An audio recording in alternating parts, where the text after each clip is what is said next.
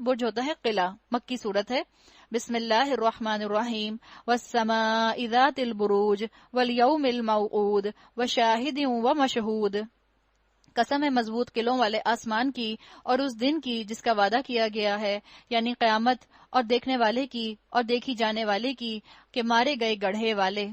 یہاں پر قصہ جو ہے مفسرین بتاتے ہیں کہ گڑھے والے، خندق والے کون تھے۔ تاریخ کے مختلف واقعات کی طرف اشارہ ہے۔ تاریخ میں ایسے دور گزرے، ایسے ادوار گزرے جس میں کفار نے، جابر حکمرانوں نے ایمان لانے والوں کو اذیتیں دیں، نہ صرف جسمانی اذیتیں، زبانی اذیتیں بھی۔ اور جسمانی اذیتیں کیسی دیں، جس کی طرف یہاں اشارہ کیا گیا ہے کہ بڑے بڑے گڑھے کھودے انہوں نے، اس کے اندر فیول ڈالا، لکڑی ڈالی، لٹ سے پٹرول ڈالا، کوئی بھی چیز جس سے آگ بھڑک اٹھے، اور اس کے اندر ان کے اندر ایمان والوں کو زندہ جلا دیا گیا۔ ایسی ایسی آزمائشیں ایمان لانے والوں پر آئی ہیں۔ لوہے کی کنگھیوں کے اوپر ان کو لٹا دیا گیا، ان کے اوپر کوڑے برسائے گئے، کوئلے تپتے ہوئے ان کے اوپر ڈالے گئے۔ مسلمانوں کے اوپر، ایمان لانے والوں کے اوپر یہ آزمائشیں گزری ہیں۔ اللہ نے کہا جنہوں نے یہ آزمائشیں مسلمانوں پر ڈالی، جنہوں نے مسلمانوں کو پرسیکیوٹ کیا، ان کا انجام کیا ہے؟ مارے گئے گڑھے والے۔ اس گڑھے والے جس میں خوب بھڑکتے ہوئے ایندھن کی آگ تھی، جبکہ وہ اس گڑھے کے کنارے پر بیٹھے تھے اور ایمان لانے والوں کے ساتھ وہ کر رہے تھے اور اسے دیکھ رہے تھے، انجوائے کیا کرتے تھے ایمان لانے والوں پر ٹارچر کرنے کے بعد۔ اور ان اہل ایمان سے ان کی دشمنی اس کے سوا کس وجہ سے نہ تھی کہ وہ اس خدا پر ایمان لے آئے تھے جو زبردست اور اپنی ذات میں آپ محمود ہے، جو آسمانوں اور زمین کی سلطنت کا مالک ہے، اور وہ خدا سب کچھ دیکھ رہا ہے۔ ان الذین آمنوا وعملوا الصالحات لهم جنات تجری من تحتها الانہار ذلک الفوز الکبیر۔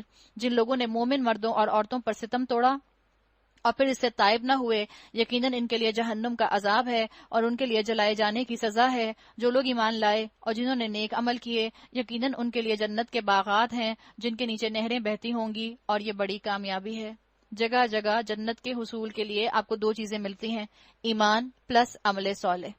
پری ریکوزٹ ہے علم حاصل کرنا اور اس کے بعد اس پر عمل کرنا۔ بس ایمان کیسے بڑھے گا؟ علم حاصل کرنے سے ایمان بڑھتا ہے۔ اللہ کی ایکنالجمنٹ، اللہ کی معرفت آنے سے ایمان بڑھتا ہے۔ جس طرح آپ کسی یونیورسٹی کی ریکوائرمنٹ پوری کر دیں تو آپ کو ایڈمیشن ملتا ہے، اسی طرح عمل صالح کرنے کی اجازت، توفیق اس کو ملتی ہے جو علم حاصل کرنا شروع کر دیتا ہے۔ تو علم حاصل کریں اور ان نیک بندوں میں شامل ہو جائیں جن کے لیے کہا گیا ذالک الفوز الکبیر، یہی بڑی کامیابی ہے۔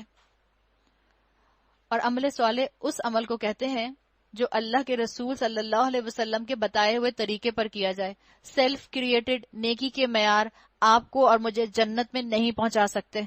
اللہ کے رسول صلی اللہ علیہ وسلم نے کہا جس نے ہمارے دین کے اندر کوئی نئی چیز بنا لی فَهُوَ رَدٌّ، وہ رد کی ہوئی ہے، وہ ریجیکٹ کی ہوئی ہے، وہ نئی چیز جو ہے وہ دین کا حصہ نہیں ہو سکتی۔ تو عمل صالح کامیابی کس کے ساتھ اٹیچڈ ہے؟ رسول اللہ صلی اللہ علیہ وسلم کے سیل آف اپروول کے ساتھ۔ در حقیقت تمہارے رب کی پکڑ بڑی سخت ہے، وہی پہلی بار پیدا کرتا ہے، وہی دوبارہ پیدا کرے گا، وہ بخشنے والا، محبت کرنے والا ہے، عرش کا مالک ہے، بزرگ اور برتر ہے، فعال لما یرید، جو کچھ کرنا چاہے کر ڈالتا ہے۔ کیا تمہیں لشکروں کی خبر پہنچی ہے، فرعون اور سمود کے لشکروں کی؟ مگر جنہوں نے کفر کیا وہ جھٹلانے میں لگے ہوئے ہیں، حالانکہ اللہ نے ان کو گھیرے میں لے رکھا ہے۔ ان کے جھٹلانے سے اس قرآن کا کچھ نہیں بگڑتا، بل ہوا قرآن مجید، یہ تو قرآن بلند پایا ہے، فی لوح محفوظ، لوح محفوظ میں نقش ہے جو اللہ کے پاس ہے، یعنی قرآن کی اوریجنل کاپی اللہ کے پاس لوح محفوظ میں ہے۔ لیکن یاد رکھیں ہم مسلمان، ہمارے ہاتھوں میں بھی قرآن ہے، اس قرآن کا فوٹو اسٹیٹ کاپی آپ کی اور میرے ہاتھوں میں موجود ہے، ہم اس کو اٹھانے والے ہیں۔ ہمیں ذمہ داری دی گئی تھی جعلناکم امتن وسطا، تم کو بنایا ہے ہم نے امت وسط۔ آپ اور میں اس قرآن کے ساتھ اٹیچڈ ہیں۔ قرآن میری شناخت ہونی چاہیے، میرا عمل قرآن ہونا چاہیے، میرا گفتار کلام ہونا قرآن ہونا چاہیے، میرا کلام قرآن ہونا چاہیے۔ یہ مسلمانوں کی ذمہ داری ہے۔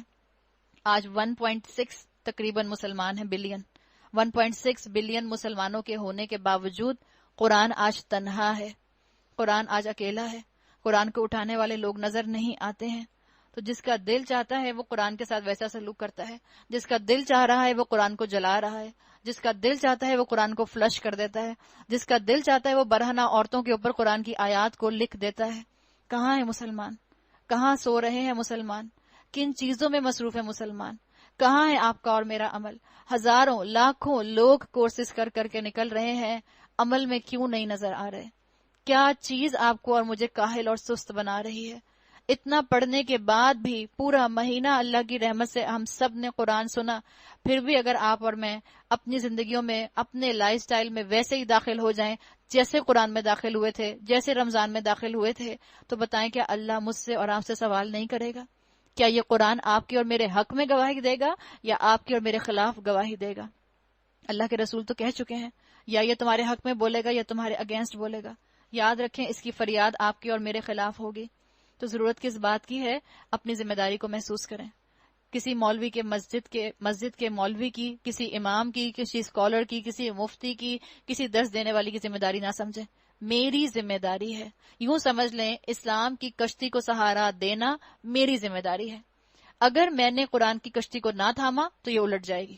ہم میں سے ایک ایک فرد اپنے کندھوں پر اس رسپانسبلٹی کو محسوس